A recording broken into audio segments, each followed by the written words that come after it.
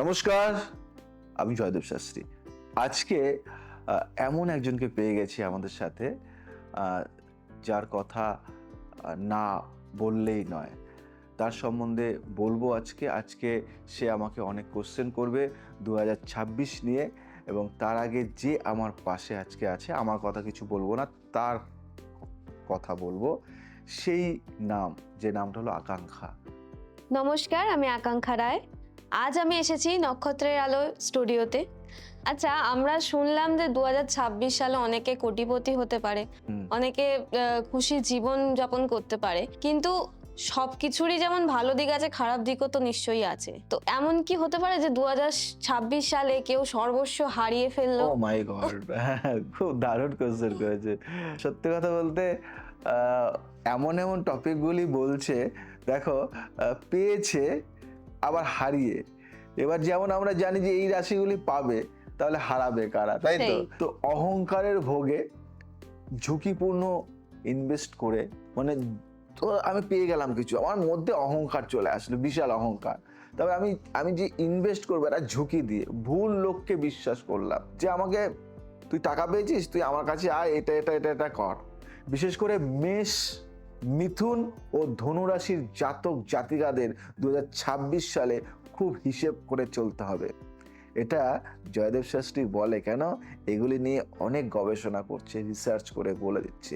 এই বছর 2026 ভুল করলে শনি ছাড় দেবে না। ভুল যদি করো, তুমি যদি কোনো ভুল করো না, এবছর শনি তোমাকে ছাড় দিয়ে কথা বলবে না। তুমি ভুলের খেসারত তোমাকে দিতেই হবে। তাই যে রাশিগুলির কথা বললাম, সেই রাশিগুলি যদি সাবধানতা অবলম্বন করে বা একটা গাইড নিয়ে নেয়, একজন জ্যোতিষ তান্ত্রিকের কাছে গিয়ে যদি গাইড নিয়ে নেয়। দেখো, আমি একজন অ্যাস্ট্রোলজার, আমি হাত দেখি, ছক রিড করি, এবং ফেস রিড করি, এবং হাতের লেখা রিড করি, সংখ্যাতত্ত্ব, বাস্তু, তন্ত্র, সব কিছু নিয়ে আমার একটা কাজ, একটা প্যাকেজ বলতে পারো। এবং সেখানে একটা পার্সন যখন আমার কাছে আসে, তখন তার ভূত, ভবিষ্যৎ, এবং কি হবে, কি লস করবে, কি লাভ করবে, সমস্ত কিছু তাকে আমি প্রেডিকশন দিয়ে দিই। তাই আজকে 2026 সালে কি করবে, 2027-এ কি হবে, 2028-এ কি হবে, এখন থেকেই কিন্তু আমাদের কাছে তারা প্রেডিকশন নিয়ে নেয়। 2025 থেকে তারা প্রেডিকশন নিয়ে 26-এর জাম্প করে, যে দাদা আমি 26-এ একটা বিজনেস করব, আমি 10 কোটি টাকা আমি ব্যয় করব 2026-এ। এটা আমার একটা আশা যে আমি এই বিজনেসটা করব। তুমি দেখো এই বিজনেসে দাঁড়াতে পারবো কিনা, যদি তুমি বলো দাঁড়াতে পারবো, দেন আমি ওখানে ইনভেস্ট করব। তখন আমি কি বলবো, তাকে বিচার করে সমস্ত কিছু দেখলাম এই ইনভেস্ট করতে পারবে না, মানে টাকা আছে যে এখানে করলেই তার সব শেষ হয়ে যাবে, তখন আমি না করে দিলাম। এবং ও 3 মাস পরে দেখলো ঠিক ওই খাত পুরো নষ্ট।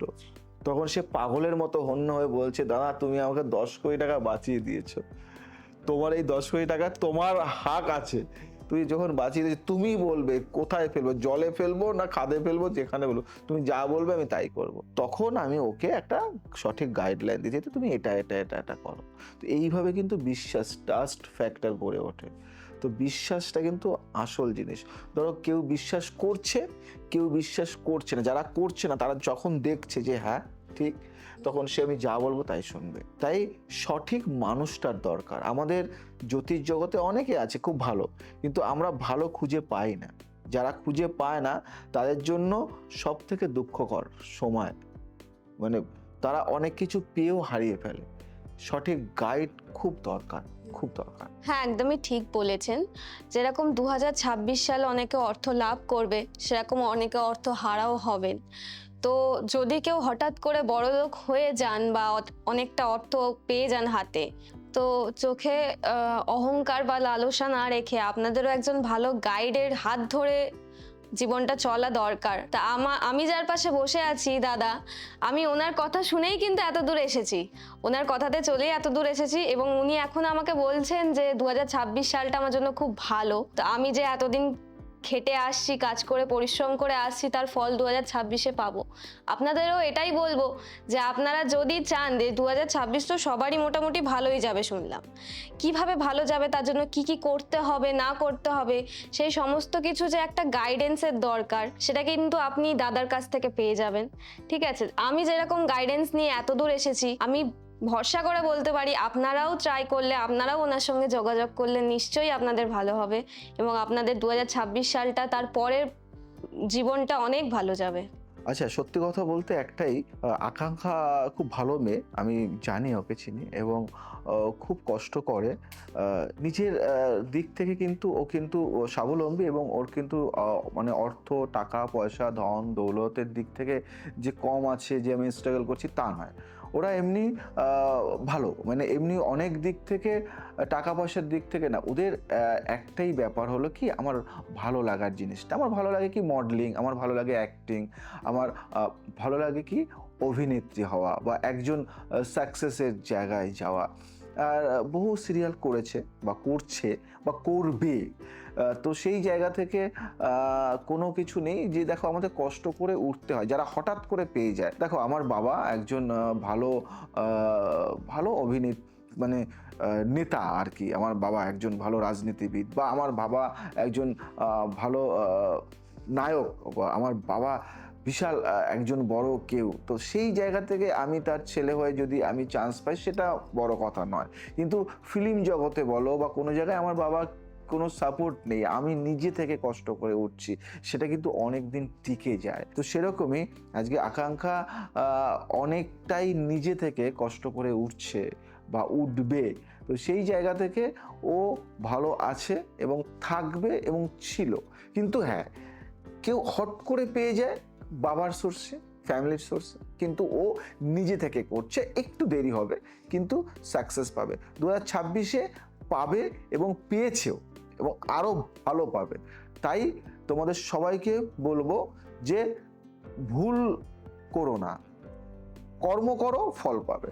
একদমই তাই। এটা যে আপনি বললেন, আমিও শুনেছি যে ডাক্তারের ছেলে ডাক্তার হবে, অভিনেতার ছেলে অভিনেতা হবে, পুলিশের ছেলে পুলিশ হবে, কিন্তু যারা পুরোটাই নতুন, নিজে থেকে পা বাড়াচ্ছে কোনো নতুন দিকে, তাদের জন্য যথেষ্ট এটা কষ্টকর। কষ্টকর আর গো। এখনকার দিনে তো অবশ্যই, যেখানে চারিদিকে শুধু নেপোকিডের মধ্যে, আমাদের জন্য ওটা Nepotism চলছে। নেপোটিজম চলছে, তো আমাদের এখানে পা রাখা সত্যিই খুব আর তোমাদের কষ্টকর। তোমাদের সে একটু বেশি চলে, হ্যাঁ হ্যাঁ হ্যাঁ হ্যাঁ, বেশি চলে। অবশ্যই। মানে অভিনয় জগতে, অভি- আর শুধু অভিনয় না, সবকিছুতেই বেশি এখন চলে। এক্স্যাক্টলি, মানে আপনি কোনো চাকরির ক্ষেত্রে যাবেন, সেখানেও আপনাকে কিছু না কিছু তো ঘুষ দিতেই হবে, নাহলে আপনি চাকরিও পাবেন না। আচ্ছা। আচ্ছা, তো আমার পরের প্রশ্ন আপনার কাছে, আপনি যে বললেন 2026 সালে অর্থ লাভ হবে, কোটিপতি হবে ওদেরকেই, এই অর্থটা আসবে কোন পথে? আচ্ছা আচ্ছা আচ্ছা, খুব দারুণ দারুণ কথা। মানে সবকিছু জেনে যাবে, মানে 2026 সালে কি কি হবে, কোথা থেকে টাকা কাদের হবে, মানে কোন রাশির হবে, কোন রাশির হবে না, কোনখান থেকে। দেখো দর্শক বন্ধু, তোমাদের জন্য কত কিছু ভাবছে। দেখো, ব্যবসা দিয়ে হবে কোন রাশির বলো তো? বৃষ, সিংহ, মকরের হবে ব্যবসাতে। চাকরি ও পদ উন্নতি হবে কন্যা রাশির আর তুলা রাশিতে। আর ইনভেস্টমেন্ট ও ট্রেডিং, এটা হবে বৃশ্চিক ও মীন রাশির ক্ষেত্রে। 2026 সালে যারা একাধিক ইনকামের রাস্তা বানাবেন, তারাই সবচেয়ে এগিয়ে থাকবে। কারণ একটা সোর্সে ইনকাম একটু কম হয়ে যাবে, কারণ আপনার ইনকামের চাহিদা মেটাতে পারবে না একটা সোর্স। মানে আপনি যদি 4-5টা সোর্স নিয়ে করেন, তাহলে সাকসেস হবে। দেখো তোমাকে বলি, তুমি যদি দেখা গেল, তুমি যেমন বললে যে আমার মেডিসিন শপ আছে আমাদের, তো সেখান থেকে একটা ইনকাম আসছে। তুমি একটা অভিনয় করছো, সেখান থেকে আসছে। তুমি অভিনয় শেখাচ্ছ, সেখান থেকে আসছে। তুমি মডেলিং করছো, সেখান থেকে আসছে। তুমি একটা সোশ্যাল সাইডে একটা কিছু করছো, সেখান থেকে আসছে। মানে চারিদিক থেকে ইনকামের একটা সোর্স আসতে, মানে ইনকাম আমাকে দেবে, কিন্তু কোন পথে দেবে? একটা পথ, দুটো পথ, তিনটে, চারটে পথ থাকলে তো চারটে পথ থেকে, তবে একটা পথ থেকে যদি 100 টাকা দেয়, 4টে থেকে 400 টাকা দিচ্ছে। তাই আমাদের পথটাকে বাড়াতে হবে। আর এই পথ যদি তুমি ভুলভাল পথ বাড়াও, যে তোমার যদি সিদ্ধান্ত ভুল হয়ে যায়, তাহলেই কিন্তু সমস্যা। তাই আমাদের মতো কারো কাছে এসে তোমার পথটা বাঁচতে, তোমার জন্য বা এই রাশির জন্য কোন পথ রয়েছে। দেখো ব্যবসা কোন রাশির জন্য, দেখা গেলো আমার বন্ধু ব্যবসা করছে, তার রাশি একটা, কিন্তু আমি ব্যবসা করছি, আমার রাশি আলাদা। তাই আমার বন্ধুর সাথে যদি আমি কম্পিটিশন করি যে ও সাকসেস পাচ্ছে ব্যবসা, আমিও করব, তাহলেই কিন্তু আমার সিদ্ধান্ত ভুল। তাই জ্যোতিষ পরামর্শ না নিয়ে চললে তোমাদের খাদে পড়তেই হবে, পড়তেই হবে। তাই বলবো একটা জ্যোতিষ পরামর্শ কিন্তু সবসময় চাই। দেখবে বড় বড় বিজনেসম্যান বলো বা বড় জায়গায় যারা আছে, সবার একজন করে অ্যাস্ট্রোলজার কিন্তু থাকে, ধরা থাকে, এবং জ্যোতিষ পরামর্শ দেয়। কর্ম তাকেই করতে হবে, কিন্তু পরামর্শ দেবে জ্যোতিষ, রাস্তা বলে দেবে। দৌড়তে হবে তোমাকে, দৌড়বে তুমি, সাকসেস পাবে তুমি, সাফল্য পাবে তুমি, তোমাকে বলে দেবে কে? একজন জ্যোতিষ, যে এ পথে হাঁটো, এ পথ তোমার জন্য সুস্থ পথ, ভালো পথ, এ পথে কোনো বাধা নেই। তো বাধা না থাকা পথে হাঁটা ভালো, না যে পথে প্রচুর কাটা, বাধা আর বাধা, সে পথে হাঁটা ভালো, সেটা সিদ্ধান্ত তোমার। আচ্ছা, বুঝলাম। তো 2026 সালটা তো দেখছি যেরকম ভালো যাবে সেরকম খারাপও যেতেই পারে। তো এটা পুরোপুরি কর্মফল, ভাগ্যচক্র এইসবের উপরই ডিপেন্ডেন্ট। কিন্তু আমি যেহেতু অ্যাস্ট্রোলজিটাকে একটু ভালোই মানে প্রেফার করি, আমার খুব ইন্টারেস্টিং লাগে সাবজেক্টটা, আমি অনেক কিছু তোমার জন্য প্রেপ করে এনেছি কিন্তু কোয়েশ্চেন। একদম একদম তো একটা পুরোই অন্যরকম কোয়েশ্চেন করছি। আমাদের যিনি সবকিছু চালাচ্ছেন শনিদেব, তো তার বিচারে কাদের কাদের জীবন 2026-এ বদলাতে চলেছে সেটা যদি একটু বলো। খুব ভালো বলেছে কিন্তু শনি দেব। আর সত্যি শনিকে তো আমরা সবাই ভয় পাই, কিন্তু না, শনি একটা আলাদা জিনিস, সাত্ত্বিক গ্রহ। শনির চোখে কোনো রাশি বড় নয়, কর্মই কিন্তু বড় শনির চোখে। যারা সত্য, শৃঙ্খলা ও দায়িত্ব পালন করছে তাদের জীবনে 2026 সালে স্থিতিশীল সাফল্য আসবেই। বিশেষ করে মকর, ভালো করে মনে রাখবে, এই রাশিগুলি কিন্তু দরকার হলে বারংবার শুনবে। বিশেষ করে মকর ও কুম্ভ রাশির জন্য এ বছর জীবন বদলের বছর। মকর ও কুম্ভ রাশিতে যা দেবে না এবছর ধারণার বাইরে, মানে মকর আর কুম্ভকে ভরিয়ে দেবে এবছর।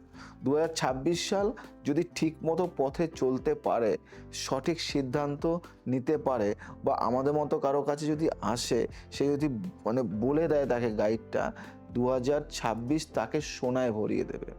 কিন্তু সিদ্ধান্তটা সঠিক হওয়া চাই, বেঠিক সিদ্ধান্ত পুরো শেষ করে দেবে। সময়ের সাথে সাথে চলতে হয়। আজ আসি, আবার আসবো নতুন কিছু নিয়ে। ভালো থাকো, সুস্থ থাকো, সবাইকে ভালো রাখো।